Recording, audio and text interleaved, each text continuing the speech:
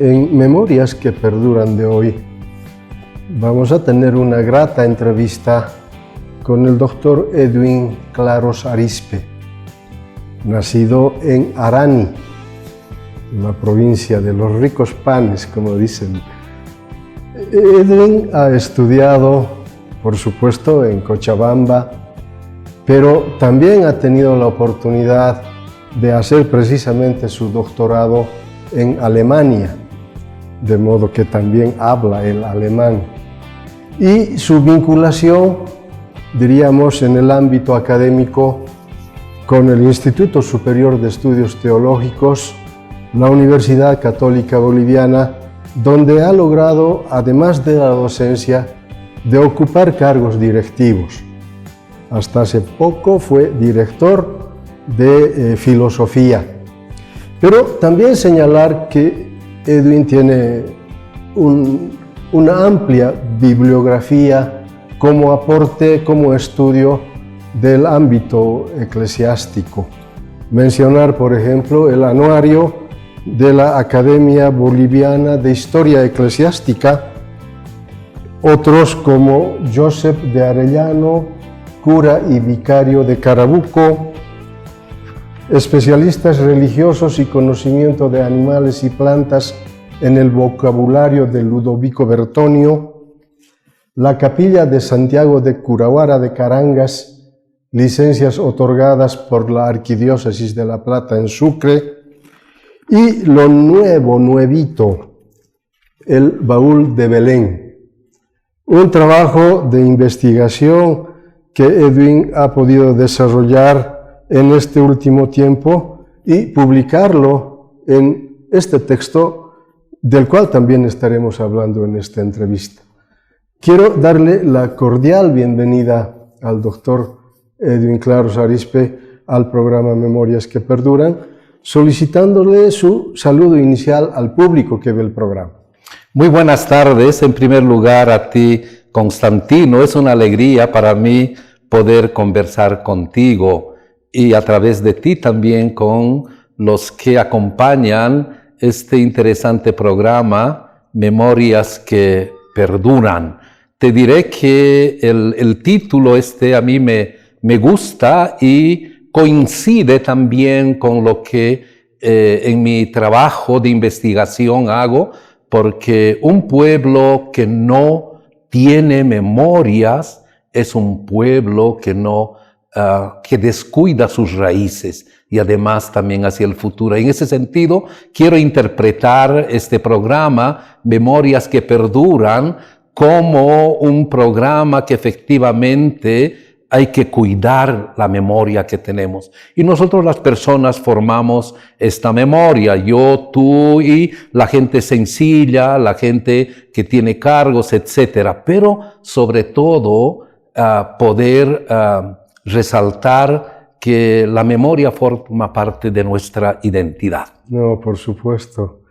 Y el programa precisamente trata de recuperar la memoria histórica de personas que nacieron en diferentes pueblos, en diferentes lugares y empezaron a desarrollarse en la infancia, la adolescencia, la adultez, en fin, contribuyendo con iniciativas, con tareas, con diferentes trabajos. Y en esa perspectiva, Edwin, quisiera que recordemos un poco espacios de la infancia en Arani. Me parece una pregunta inicial muy bonita y así puedo contar también de dónde vengo, ¿no? Yo efectivamente he nacido en Arani, en una familia dedicada a la panadería. Mi mami fue muy experta en panadería, muy reconocida, y mi papá también, ¿no? Dos personas sencillas porque no lograron, ¿no?, a través de los estudios quedarse en la primaria, cosa que los hijos, como yo, pues nos han apoyado más bien para hacer estudios incluso fuera del país, ¿no? Y debo de recordar que Arani, ese es un pueblo antiguo, un pueblo que se ha ido creando cuando también se ha ido creando Tarata, Punata, Toco y Arani, porque era la ruta que vinculaba Cochabamba con el oriente o con Sucre, con Aiquile. Por tanto, Arani ya desde tiempos de la conquista ha sido muy importante y allí he nacido. Arani, ¿por qué se ha dedicado a la panadería? Porque ahora en cualquier lugar uno siempre encuentra, ¿no? Pan de Arani, pan de Arani. Y es efectivamente porque es una zona donde se dio mucha importancia a la producción del maíz nuestro, pero también del trigo. No, con la conquista viene el trigo y es una zona productora de trigo, pero además una zona donde hay todavía hoy en día agua en un lugar que se llama Pocoata. Hay los famosos molinos de piedra. Por tanto, toda esta zona se ha dedicado pues, a la elaboración de la harina. Y creo que ha sido el motivo para que mis antepasados se dedicaran al pan, ¿no? En mi infancia pues lo he pasado en la escuela, pero por razones de la vida, una vez terminado mi primaria, Constantino, tuve la oportunidad o el destino de hacer mi secundaria en Cochabamba, en un internado, cosa que para entonces no era tan sencillo para la gente de Arani, ¿no? Pero mira cómo me ha tocado, y ahí me he vinculado con los padres franciscanos, que he tenido profesores realmente de una talla muy fuerte. He tenido profesores vascos. Los padrecitos que estaban en el internado donde yo estaba eran vascos. Y estos señores, oye, nos exigían, pero aprender bien el español, la gramática. Incluso en ese curso he podido aprender también latín. Cosa que después me ha servido mucho, y esto debo de decir, para mis estudios de la lengua alemana. Ha sido ya más fácil, ¿no? Mira cómo son, ¿no? los destinos de la vida, así de Arani. He venido aquí a Cochabamba, y de Cochabamba después, cuando he salido bachiller, he ido a estudiar en el Brasil, he retornado aquí y después he ido a Alemania. Buenísima trayectoria. A propósito de la transición de Arani a Cochabamba, ¿qué puedes destacar? Mira, personalmente para mí fue un impacto fuerte, muy fuerte. Primero desde en el aspecto académico, porque la exigencia ya en un estudio de secundaria, donde lo he hecho, yo notaba ciertas falencias, pero tal vez gracias a un profesor que tuve de Punata, el profesor Orellana, que era muy exigente en las lecturas, en la comprensión, creo que eso en cierta medida me ha preparado para venir aquí. El otro tema que hay que decir es el aspecto cultural, ¿no? Venir de una provincia donde además se hablaba quechua, ¿no? Exacto, nosotros somos bilingües, ¿no? Y ciertamente este es el tema, pero también el aspecto de la vida citadina, ¿no? Cuando he venido yo aquí a Cochabamba, Cochabamba era un pueblo. Yo me acuerdo que salíamos a jugar aquí a las canchas del estadio, fútbol, o a otros lugares íbamos porque conformábamos un grupo, incluso veníamos a bañarnos aquí al río Rocha. Por supuesto, para mí ha sido eso una pequeña sorpresa en el hecho de que lo que hacíamos en Arani, en el río, lo podía hacer también en el río Rocha aquí, ¿no? Y por supuesto también la alimentación, ¿no? Y el sistema de internado que era muy estricto, Constantino, ¿no? Los que han pasado por esto se darán cuenta que hay una rigurosidad durante todo el día, ¿no? Pero eso me ha llevado también a una situación de poder prepararme después para estudios universitarios. Ahora, ¿la universidad haces en Cochabamba, en Bolivia, o ya directamente en Brasil? He hecho los primeros años, los primeros 3 años en el Brasil, en Petrópolis, en Río de Janeiro, y ahí debo de contar porque forma parte también de mi memoria, Claro. El profesor que llegó jovencito, con doctorado, Leonardo Boff. Leonardo Boff actualmente... El teólogo de la liberación. El ecólogo de la liberación. Pero cuando él llegó a Petrópolis era el teólogo del Jesucristo libertador, si recordarán, ¿no? Junto con otros sacerdotes que proponen esta reflexión a partir de la situación económica que vivíamos, proponen, ¿no? Una interpretación de un Jesucristo que es liberador si se quiere, y entonces tuve la oportunidad de ser alumno de Leonardo Boff. Hoy en día él es el ecólogo y realmente tiene unas reflexiones que hay que tomar muy en cuenta, ¿no? En todo el cuidado de la casa común. Y también recuerdo a un filósofo, era japonés, de apellido Arada. Muy bueno. Por tanto, los estudios que te permiten encontrar profesores de calidad también marcan tu vida, ¿no, Constantino? Y así ha sido mi vida. He estado 3 años en el Brasil. ¿Y qué tal el Brasil?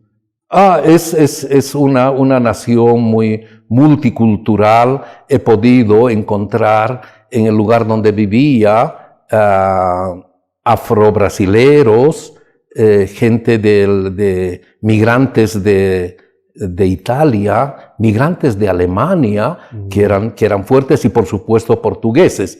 Recordarles que Petrópolis ha sido, ¿no?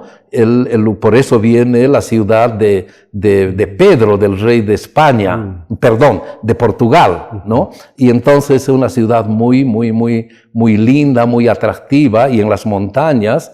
Y por supuesto he tenido la oportunidad de viajar en el Brasil, no a todos los lugares porque Brasil es muy grande, pero he encontrado gente muy amable, muy cariñosa, con los cuales hasta cierto tiempo he mantenido contacto, pero últimamente ya tampoco no he podido ya viajar. Pero esa es una población muy interesante, muy alegre, te diré. Ahora, estando en Brasil, seguro que has tenido que aprender a hablar portugués. Claro, porque como estaba en una universidad, pero no ha sido complicado porque al final no son 2 lenguas que tienen parentesco, pero sí he tenido que aprender, y ahora cuando escucho, cuando leo, me facilita mucho el poder comprender a Constantino, ¿no? Eso es parte también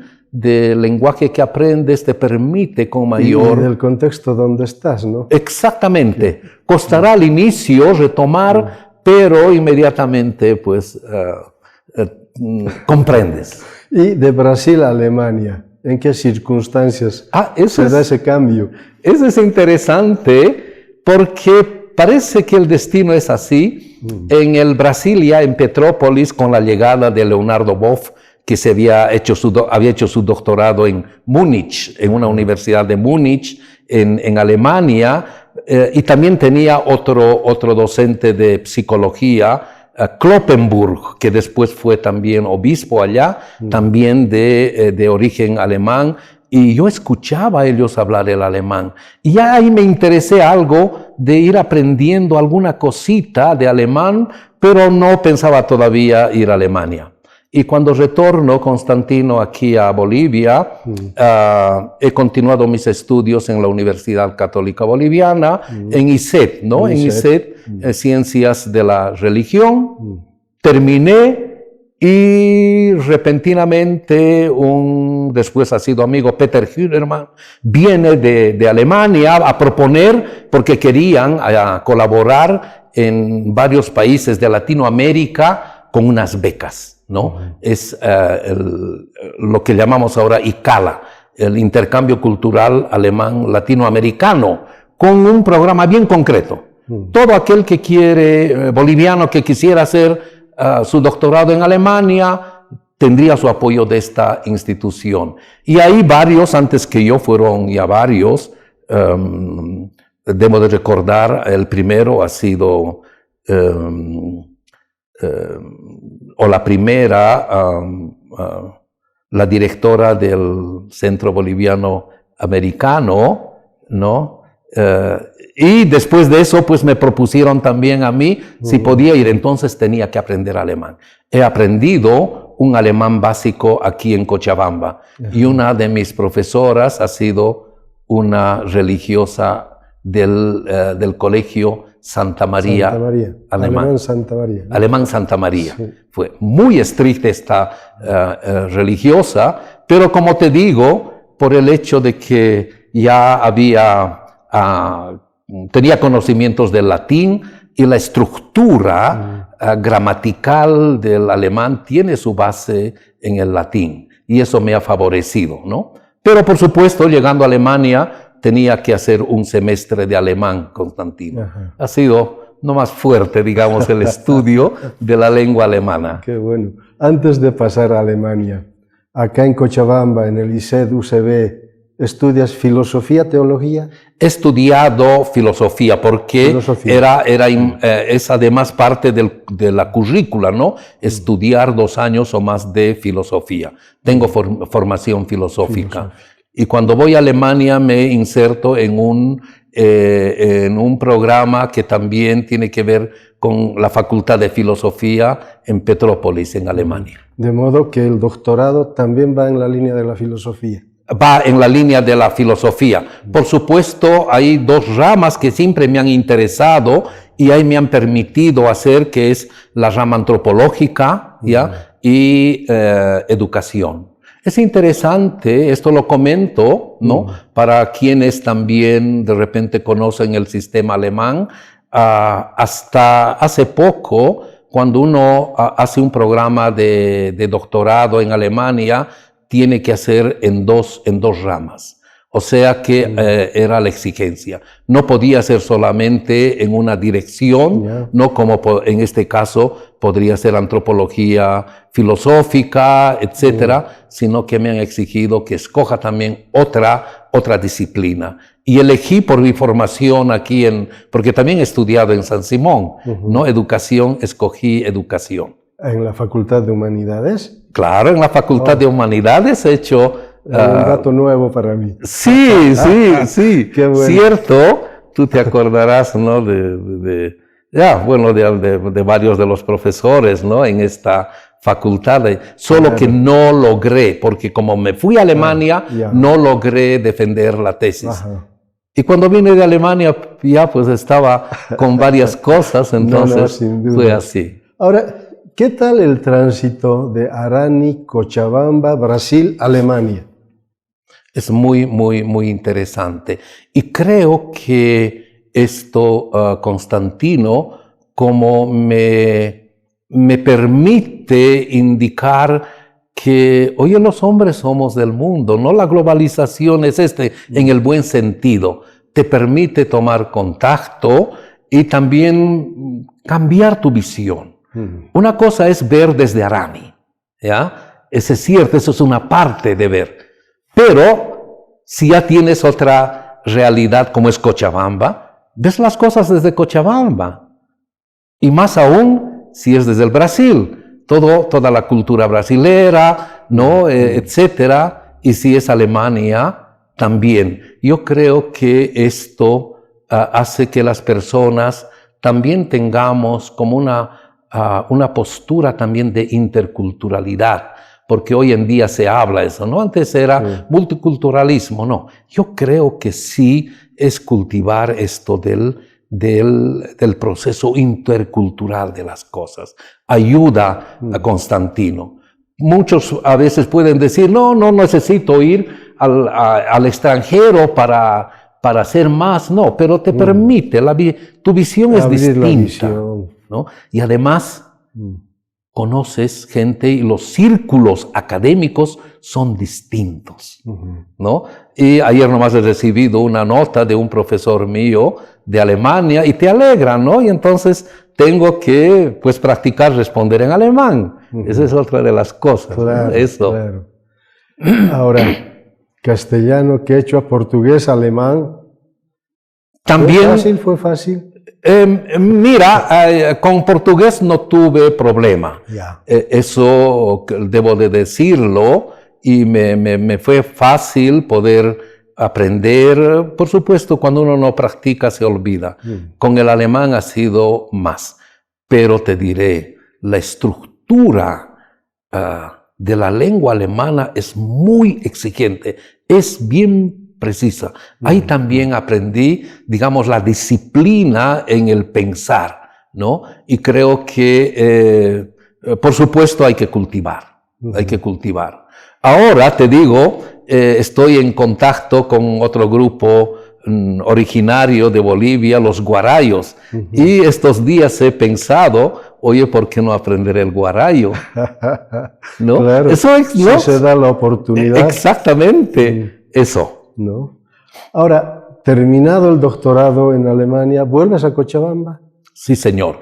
Ese es el compromiso de este proyecto o de esta fundación que nos da la posibilidad de estudiar. Además, he ido a estudiar con la familia. Yo ya estaba casado y la beca comprende también el apoyo a la esposa y a los hijos. Y ya tenía a Rodrigo, mi hijo, y también fueron ellos a Alemania. Primero yo me fui para ver dónde íbamos a vivir, etcétera, y es toda la familia que nos fuimos, ¿no? Y entonces esto creo que también es importante, esta experiencia en familia. Esa es parte también de la vida que no hay que descuidar. ¿Y lograron adaptarse a ese nuevo contexto? Honestamente diré que no es sencillo, no es sencillo, ¿no? Mi esposa aprendió allá el alemán, ha hecho un curso popular, pero nos dábamos cuenta que cuando el alemán habla rápido y además cuando hay ciertas características del lugar, no logramos comprender, ¿no? Pero ha sido una experiencia, yo diría también grata, porque las familias que nos han acogido eran muy sinceras, muy abiertas. Es falso cuando dicen, ¿no?, el alemán frío, etcétera. No. Cuando una familia te estima, te aprecia, es para toda la vida. Yo tengo contacto, y lo digo, ¿no?, con la familia de Heinz Neusser, con la familia del el sacerdote Peter Hühnermann, Margit Eckel, otra colega, y también debo decir con la familia Pustet en Regensburg, ¿no? Esa es una familia que se ha dedicado tiene una editorial Pustet, es famosa en el lugar, y ellos realmente tienen un vínculo hacia nosotros muy interesante. Han venido ya a visitarnos ellos como familia y también sus hijos, ¿no? Para que veas, ¿no, Constantino, que los vínculos familiares hacen la vida, y esto hay que cultivarlo. La amistad es importante, y ahí concuerdo con San Agustín. San Agustín ha sido uno de los propulsores, ¿no?, de que, oye, la amistad es importante, claro, y esto hay que cultivarlo. Ahora, ¿hay diferencias entre la cultura boliviana y la cultura alemana? Yo creo que sí. Hay que indicar de que, sobre todo, en la visión de las cosas, ¿no? Ahí pues hay varias anécdotas que podría contar de los vínculos del relacionamiento también, ¿no? Puede sonar, pero era así, ¿no? Cuando alguien te invita a su familia, tiene que decírtelo, y a qué hora puedes estar, ¿no? Te dan ciertas características, ¿no?, del comportamiento de los vínculos, ¿no? Yo no podía ir simplemente así, llegar, tocar, claro, la puerta y entrar. No, hay ciertos comportamientos que me llamaron la atención, ¿no? Y cuando alguien viene a visitarte, la familia que visita te trae siempre algo. Eso es interesante. ¿Ya? No van con las manos vacías, ¿no? creo que también aquí lo hacemos, ¿no? Sí. Eso es cierto. Y nosotros cuando nos visitaban ya ya sabíamos, ¿no? A la señora, a la esposa hay que llevarle un ramo de flores.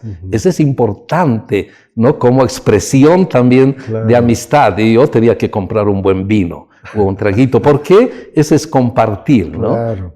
Pero también hay una cosa, y lo digo, si te invita a ti y a la esposa a un evento de encuentro familiar, te invitan a ti y a tu esposa. No puedes llevar a otra persona, porque no ha sido así programado, ¿no? Y entonces ahí también teníamos que tener cuidado de que, porque yo he estado también con otros colegas bolivianos y no podía decir, oye, vamos a ir a una fiestita. No, claro, porque no es esa la característica, ¿no? Y entonces hay ciertas cosas que sí hay que saberlas en el comportamiento y en la comida también. Eso es interesante, pero nosotros nos hemos adaptado. Y mi esposa, en varias oportunidades, Constantino, ha cocinado comida cochabambina y les gusta. Y siempre teníamos la llajua, ¿no? El picantito. Y entonces es otra manera. No son muy picanteros los alemanes, ¿no? Pero no es en la parte culinaria. En la parte de música es distinto, pero ellos, te diré, aprecian. Porque habían muchos grupos bolivianos que pasaban por la ciudad tocando en las calles. No creo que ahora ya no les permiten, pero antes llegaban grupos del Ecuador, del Perú, de Bolivia, y ahí nosotros íbamos, ¿no? Entonces estábamos en contacto y nos encontrábamos, conversábamos, y entonces saben apreciar la música nuestra, te diré. Buenísimo. Ya vuelto a Cochabamba, ¿dónde empiezas a trabajar? El retorno, como había ido por la Universidad Católica con apoyo, ¿no? de varios docentes, ¿no? De la Católica, entre ellos lo conoces a padre Hans Vandenberg, ¿no? Sí. Cuando retorno, saben que venía ya con el grado doctorado, y claro, no es sencillo, un retorno ya no está previsto que tienes que ya empezar a trabajar, pero padre Hans me ha apoyado tenemos, tú sabes, la Biblioteca Etnológica Boliviana, y al llegar me da una tarea. Hay varios documentos que están escritos en alemán y no hay traducción. Te vas a encargar de esto. Y entonces he empezado a traducir textos, sobre todo de poblaciones o de grupos originarios amazónicos que habían sido escritos por investigadores alemanes. Y entonces me he dedicado ahí una temporada, pero al año siguiente, pues por diversas circunstancias también ya empecé a colaborar a padre Hans ya en la misma universidad como autoridad, como director académico regional. Y de ahí ha ido, digamos, un poco la vida también académica, administrativa, y ahí yo debo de decirlo, como es parte de la memoria, lo que pensaba que iba a ser fuertemente la investigación, la publicación. Cuando tú te enrolas en un trabajo académico administrativo, no te da tiempo. Claro. No te da tiempo. Entonces he tenido que postergar, pues, sin embargo, seguir investigando, y así los que te he presentado son resultados así de tiempos de investigación, ¿no? Consultando archivos que nadie los había visto, y esos son estos resultados. Pero es así, ¿no? Y ahí debo de comentar, seguramente me preguntarás, ¿no?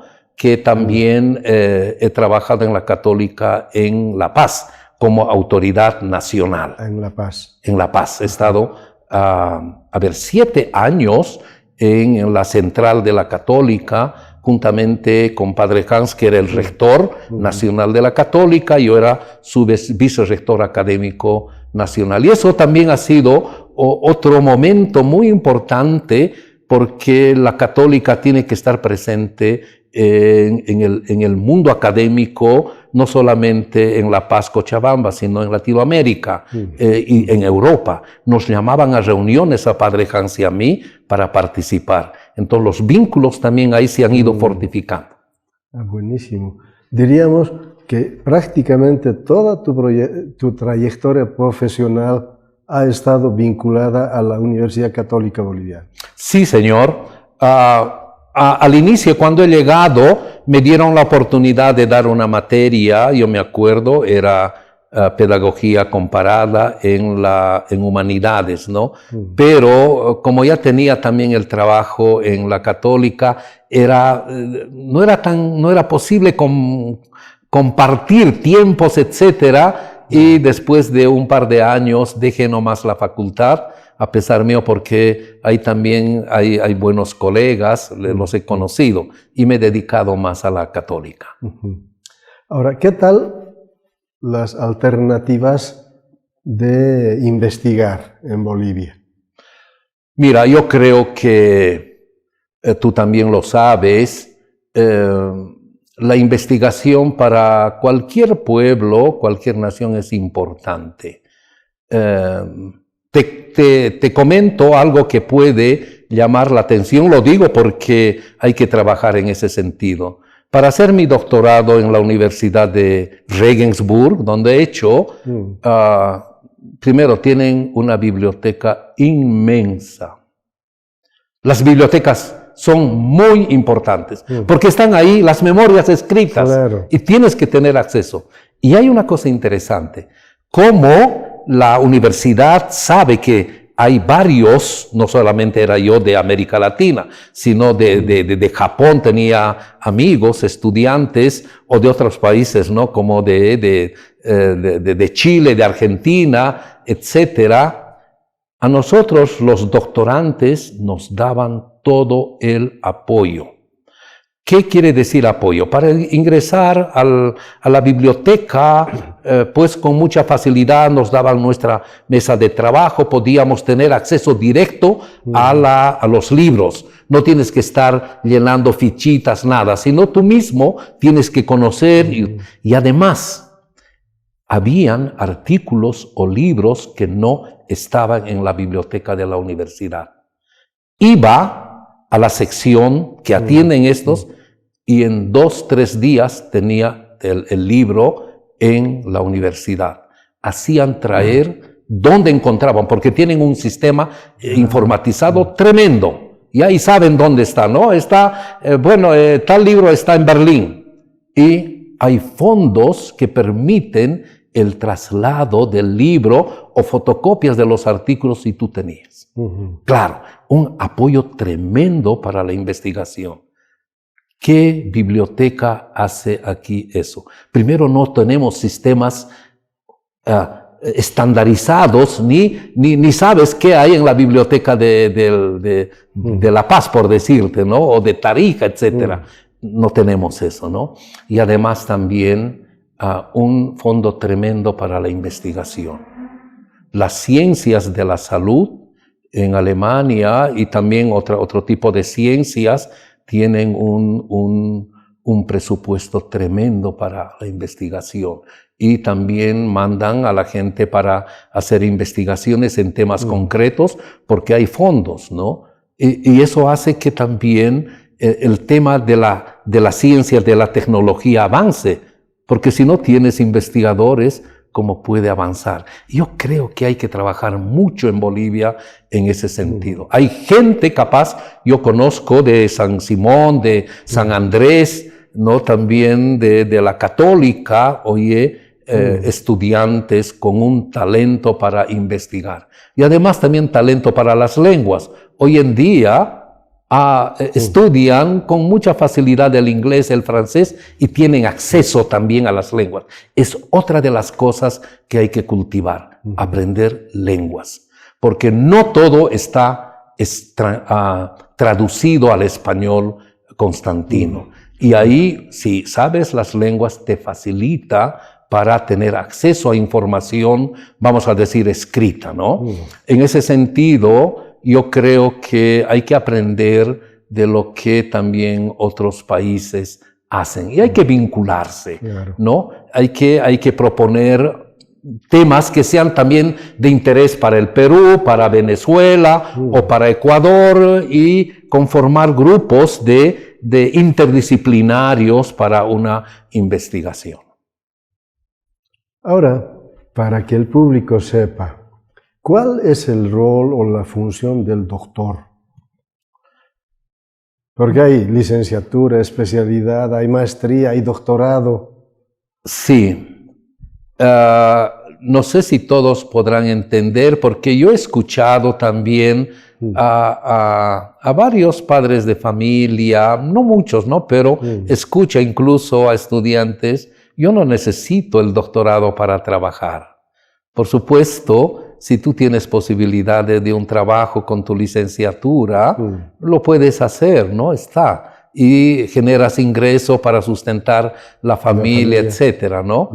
Pero hay que tomar en cuenta que países vecinos nuestros han dado mucho apoyo a su gente talentosa para hacer el doctorado. Han retornado al país y han propuesto cosas que ahora están presentes en otros países. ¿Por qué? Porque la ciencia avanza con la investigación. El doctorado es un espacio de investigación. No es repetición de los conocimientos adquiridos. No, eso no puede ser doctorado. Por tanto, la preparación y la capacitación para hacer investigación, manejo de fuentes, manejo del diálogo con otros. Además, el doctorado te permite vincularte con otros colegas que están en la misma perspectiva, ¿no? Yo creo que es importante el doctorado. Una universidad que no tenga programas de doctorado y no tenga doctores, yo creo que nos constituimos nomás en cierta manera de repetir lo que ya está, que esa es parte de la formación, pero ¿qué tal si podemos contribuir? Y precisamente aquí están las contribuciones tuyas, Edwin. Sí, es en el campo, el mío, claro. En el campo de la salud no está, pero hay elementos de las ciencias sociales, Constantino, que son importantes. Por eso he hablado también de memoria, ¿no? Porque ahí está vinculado al tema de arte, al tema de belleza, al tema de patrimonio, porque son parte de nuestra realidad, ¿no? Es eso. Bueno, habría mucho que hablar sobre estos aportes del trabajo que te has desarrollado, pero me interesaría que te refieras al baúl de Belén. Oye, me gusta la pregunta porque lo he hecho en un cuadernillo, no es un cuaderno, también es una opción que he notado. Nuestras generaciones nuevas, Constantino, no leen mucho. No quieren libros gruesos, nada. No es como nuestra época que teníamos que leer, ¿no?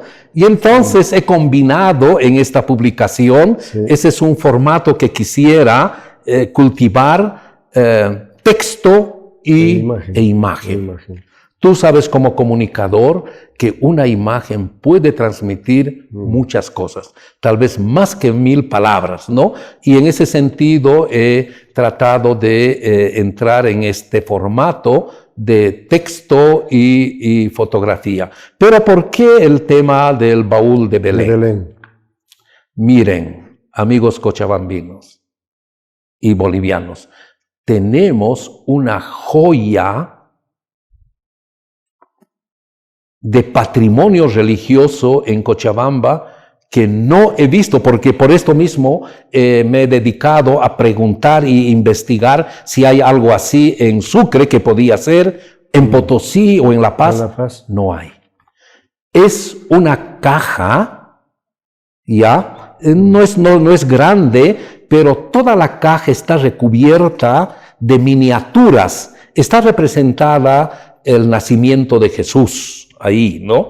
Y realmente digo una joya porque el artista, el maestro artista con su equipo ha logrado recoger las ideas de quien le ha dicho haga esto y ahí se ha representado todos los acontecimientos vinculados a la Navidad, es decir, al nacimiento de Jesús, pero con una finura tremenda, ¿ya?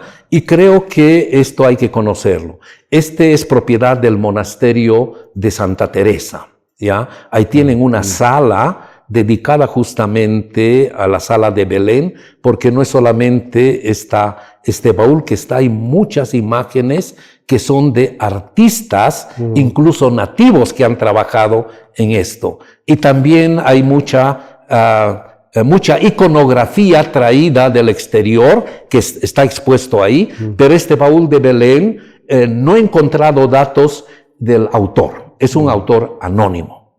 ¿Cuándo fue hecho? Tampoco hay datos.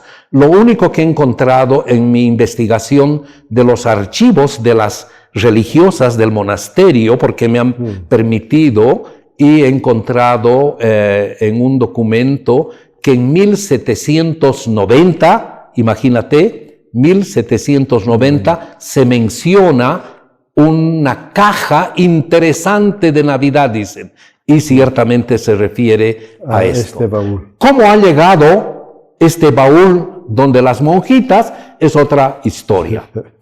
No sé si tú sabes que las religiosas, cuando entraban en un convento, y además este es convento de clausura, claro, joven que entraba ya no salía si es que tenía vocación. Y entonces las candidatas tenían que dar una dote. La dote es el aporte de la familia o de ella para sustentarse, porque de alguna manera hay que sustentarse. La vida cotidiana te pide eso, ¿no? Y yo creo que algún familiar, ¿no? O ha dado como dote o como una donación ahí, porque tenían que tener también elementos vinculados a la Navidad, porque el nacimiento es sumamente importante. Y ha sido, yo creo que es el medio como ha llegado. Sospecho que este baúl de Belén, Constantino, ha sido hecho en Cusco, porque en Cusco se ha cultivado mucho la miniatura, ¿no? Pero me faltan encontrar datos. Sé que en Arequipa y en Lima parece que hay algo semejante, no igual, porque eran producciones únicas que se hacían, ¿no? Eso. Por tanto, yo diría es una joya. Monseñor Titos Solari también conocía esto, ¿ya? Y lo dijo también. Hay joyas de patrimonio religioso que no hay en otro lugar, y en Cochabamba tenemos, solo que no conocemos. ¿Y cómo fue posible fotografiar ese baúl? Sí, buena pregunta. Mira, un día, así del 2014, yo había venido ya de La Paz, yo me vine el 2013, y como sabían que yo escribía partes históricas también del patrimonio religioso, el responsable, un joven arquitecto italiano que me conoció, me dijo, vamos a sacar el baúl de Belén para que lo vean, te invito a que lo veas. Y efectivamente, creo que ha sido en junio, lo digo en el librito, que me invitaron, yo fui con mi cámara, porque siempre donde voy hay oportunidades de sacar, ¿no? Y es buena cámara la que tengo. Y entonces yo le pedí permiso y me dijeron, sí, saca. Y no pasó, porque dije, bueno, yo saco, etcétera. Pero después cuando restauraron, porque restauraron, también pedí permiso para seguir sacando fotos. Entonces he ido registrando, tengo cientos y cientos de fotos de esto. Si algún momento quiero también recuperar otros aspectos, ¿ya? Porque ahí, por ejemplo, en el baúl de Belén, no solamente están las escenas vinculadas a la Navidad, al nacimiento de Jesús, hay otros elementos. Ahí está, por ejemplo, el paraíso. Si lo ves ahí, ¿no? Vinculado a Adán y Eva, que son expulsados, ¿no? Y también en el paraíso está Dios, está el demonio, está el árbol con frutas, etcétera. Y además hay 4 personajes, ¿ya? Que son considerados como santos, que han vivido aislados, retirados del mundo en el desierto. Eso no lo he tratado todavía en esta publicación, pero me gustaría, porque son personajes muy importantes que también tienen que ver con la historia de la iglesia, ¿no? Mirando los subtítulos de cada una de las fotos, hay como una especie de evolución también de la historia de la iglesia en el tiempo. Sí, yo diría más bien de lo que dos evangelios hablan del nacimiento. Y los otros dos nada. Y entonces hay una secuencia. He tratado eso de que haya una secuencia, ¿no? Todo empieza con en que José y María se casan, ¿ya? Pero ese dato, ese relato, digamos, no están en los evangelistas oficiales, los que tenemos, sino en lo que se llama un evangelio apócrifo, ¿no? Que está en otro tipo de evangelio. Y ahí se recupera también eso. Y entonces a partir de ahí he ido, digamos, organizando también las fotos para que sea hasta el nacimiento. Pero el nacimiento de Jesús no finaliza la Nochebuena, porque también está la presentación del niño en el templo, ¿no? Y el dar el nombre, y también está la matanza de Herodes de los niños, y ahí aparece también. Y la huida de la familia a Egipto, porque precisamente querían matarlos. Entonces, y al retornar, Jesús está también con el papá trabajando en la carpintería. Prácticamente es esta la estructura. Es esa. Todo el interior. Sí, porque se abre, la caja se abre para mostrar. Por tanto, efectivamente, en el Cusco han cultivado mucho este tipo de representaciones en miniatura. Por supuesto, no lo han inventado en el Cusco, sino viene también de lo que ya en Nápoles y en Francia hacían estas cosas. Eso es interesante, como también esta cultura de la miniatura lo hemos adoptado y lo hemos hecho, ¿no? Y tú recordarás que también nuestros campesinos a veces traen sus cajitas en miniatura, ¿no? Claro. El santo, la ovejita, etcétera. Cuando van a la fiesta de Santa Veracruz, por ejemplo, ¿no? Exacto. O cuando es la fiesta, qué sé yo, de San Isidro. Ya llevan también la cajita con San Isidro, ahí con sus bueyes, etcétera, ¿no? Por tanto, esta es una manera de expresar, ¿no? También aspectos espirituales. Y eso es parte de la realidad y son patrimonio nuestro. Claro. Ahora, ¿el baúl de Belén está accesible al público en el monasterio? Sí, señor. En los días que hay visita, son determinados horarios, necesariamente el visitante es llevado a la sala de Belén. O sea que cuando tengas tiempito, ve y vas a ver el baúl de Belén y vas a apreciar. Son temas, también puede ser que para ti sea un tema, ¿no? de estudiar y de publicitarlo, porque hay que dar a conocer. Lo que se conoce se aprecia, se valora. Claro. Lo que no se conoce, no, Constantino. Y tú tienes una gran tarea ahí como comunicador. Bueno, aquí me llama la atención el nacimiento. Una tradición que antes se practicaba en todo el país. Te comentaba antes de entrar a la grabación que yo vengo de un distrito minero donde la adoración, el niño Jesús, era pues en un periodo importante de la Navidad. ¿Cómo ves ahora estas costumbres y tradiciones religiosas a lo largo del tiempo? Yo creo que hay cambio. Esa es la dinámica también de la vida, ¿no? Las nuevas generaciones quieren expresar de otra manera, donde el Papá Noel es más importante que el nacimiento, ¿no? O el árbol de Navidad, ¿no? Ahí no hay árbol. No hay árbol. No, y además debo de decir, y esto tienen que saberlo, este año, Constantino, se cumple 800 años cuando San Francisco de Asís inició esta tradición del pesebre en un pueblito muy cerca de Asís, en Grecio.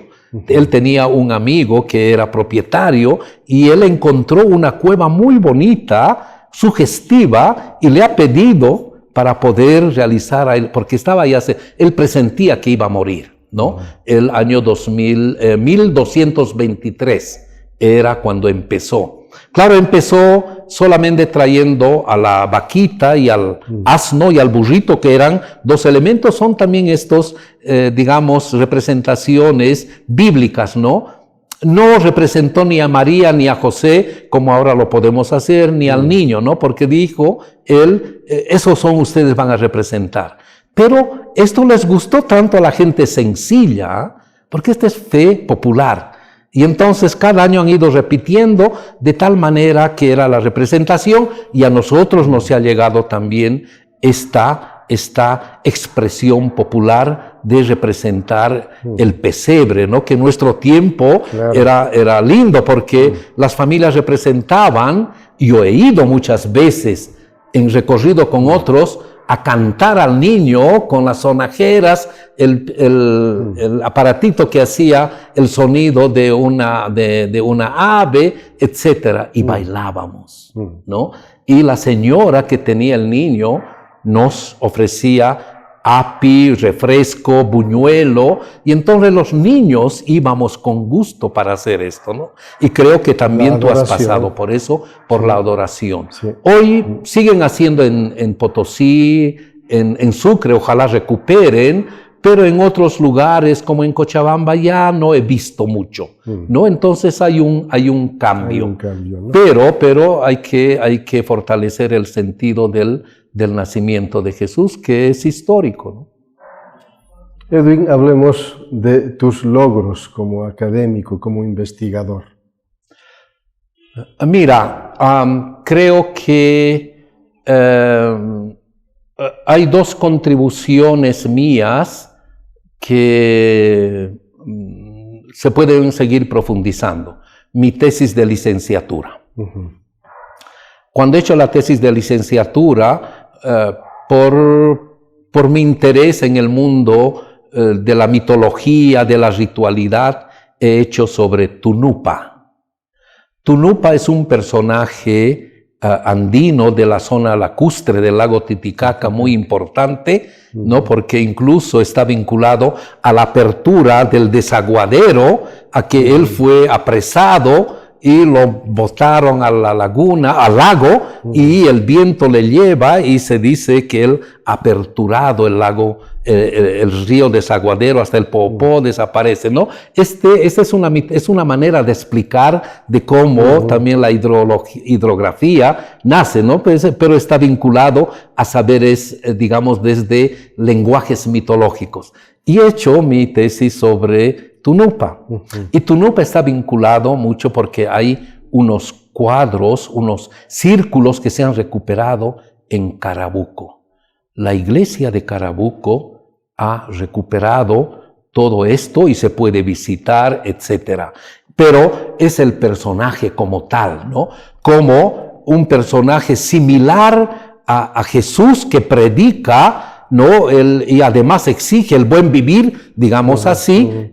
Tunupa después es un héroe cultural porque también está vinculado en la mitología incluso a los peces. Hay unas versiones que le hacen pecar con sirenas, con dos hermanas sirenas, etcétera, ¿no? O sea que el tema de la sirena tampoco es exclusivo del mundo griego, ¿no? Yo creo que son representaciones que también muchas culturas lo tienen. Yo creo que esto me ha permitido conocer y ahora valorar, y voy publicando también pequeños artículos sobre esto. Hemos hecho un diplomado vinculado al tema de Tunupa, al tema de Carabuco el año pasado, ¿no?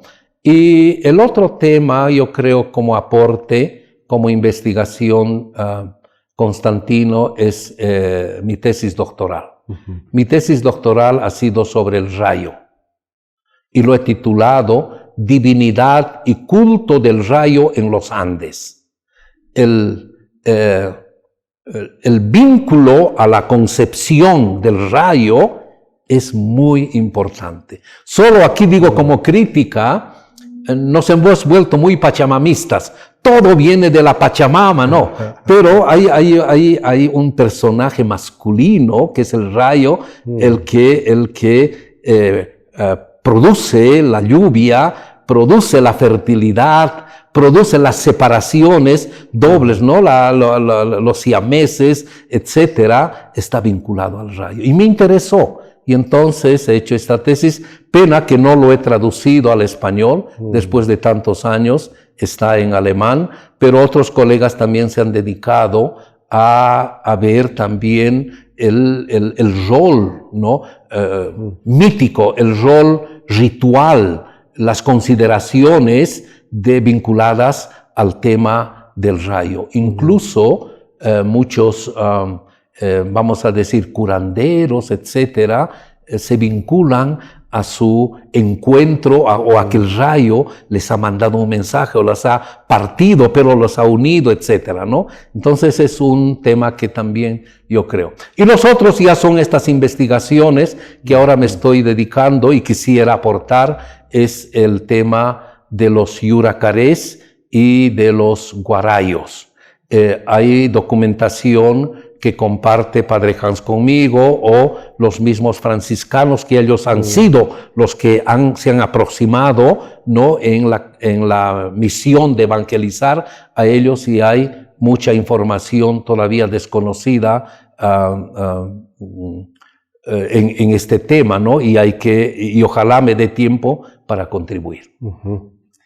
Ya para concluir con la entrevista, Edwin, de aquí para adelante, además de las tareas que ya has señalado, ¿qué aún queda que hacer?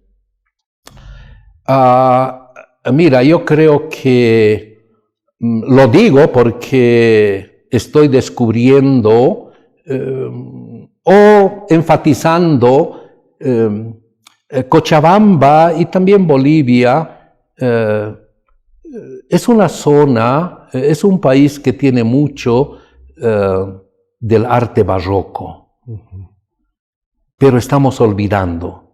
Teresa Gisbert, esta arquitecta que ha hecho investigaciones, ha ido recapitulando constantemente que el barroco no hay que tenerlo como algo totalmente pasado, que no tiene ningún sentido, pero de cierta manera somos barrocos en el sentido de que apreciamos las cosas en sentido también de lo que es la cosa real, pero también apreciar en el sentido de la dinámica, ¿no? Puede ser que diga, si lo digo, puede ser que digan, no, eso es cierto. Nuestra culinaria tiene raíces barrocas, te cuento. Las iglesias antiguas que tenemos tienen raíz barroca, ¿no? El arte, la escultura, nuestras imágenes y las procesiones que hacemos en Semana Santa o en distintas fiestas tienen un sentido barroco. Y ahora le voy a decir una cosa que estoy admirando porque he participado de su fiesta de 200 años, la música barroca cultivada por los guarayos. Padre Piotr Nabrot, un colega que también pertenece a la academia, él es quien impulsa cada 2 años estos festivales internacionales de música barroca. Y los guarayos, desde pequeños, varones, mujeres, están rescatando esta expresión barroca. Y Padre Piotr ya lo dijo, yo concuerdo con él. La historia de la música barroca boliviana tiene que entrar a la historia mundial, porque no hay nada de esto. No nos aprecian, etcétera, pero han habido composiciones incluso de indígenas en estructuras barrocas.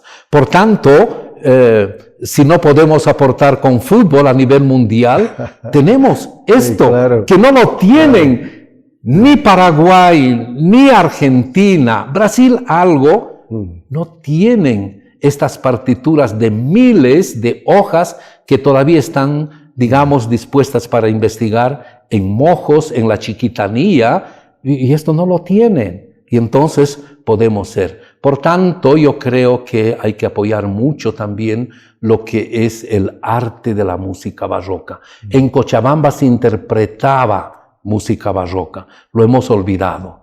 Y Santa Cruz, a través de la población guaraya, de los amigos guarayos, están cultivando y nos están dando a conocer, ¿no? El coro y orquesta de Urubichá, pues ha estado con el Papa, ha ido dando conciertos en muchos lugares. Por tanto, estamos siendo conocidos por el rescate de esta dimensión de la música, que lo podemos hacer también por el arte y por otro tipo de expresiones. Bueno, Edwin, agradecerte por haber aceptado esta entrevista en Memorias que Perduran y por haber compartido algunas facetas ya de una larga trayectoria de vida.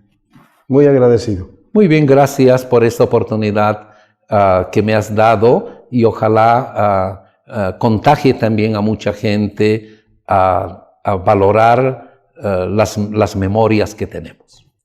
Bueno, en Memorias que Perduran de hoy, nuestra entrevista ha estado centrada en el doctor Edwin Claros Arizpe. Nos ha señalado que nació en Arani, nos ha comentado que procede de una familia dedicada a la elaboración del pan, nos cuenta que ha disfrutado muchísimo de su infancia en Arani, en el campo, en los ríos, luego se traslada a Cochabamba y aquí también encuentra esos espacios de diversión en el río Rocha. En fin, terminar la primaria en Arani, luego venir a Cochabamba a un internado y estudiar la secundaria, para luego ir al Brasil, estudiar también la etapa universitaria y luego pasar a Alemania a estudiar un doctorado. Una larga faceta de trabajo académico, por un lado en el Instituto Superior de Estudios Teológicos, por otro lado la Universidad Católica Boliviana, incluso habiendo sido director académico en la Universidad Católica en La Paz junto al padre Hans van den Berg. Una trayectoria de vida que además le ha permitido investigar y plasmar estas investigaciones en diferentes textos que los ha compartido ampliamente en el ámbito académico. Pero lo novedoso, lo interesante es el baúl de Belén, que creo que llama la curiosidad y el interés de visitar Santa Teresa para ver y verificar una infinidad de imágenes que el doctor Claros ha logrado en este pequeño texto, que puede ser también el incentivo para conocer lo que hay, en este caso, en Santa Teresa, sobre la Anunciación, sobre el nacimiento, en fin, distintas etapas del periodo de la vida de la Iglesia Católica que hemos ido aprendiendo a lo largo del tiempo. Amigos, gracias por seguirnos en el programa Memorias que Perduran. Hasta el próximo programa.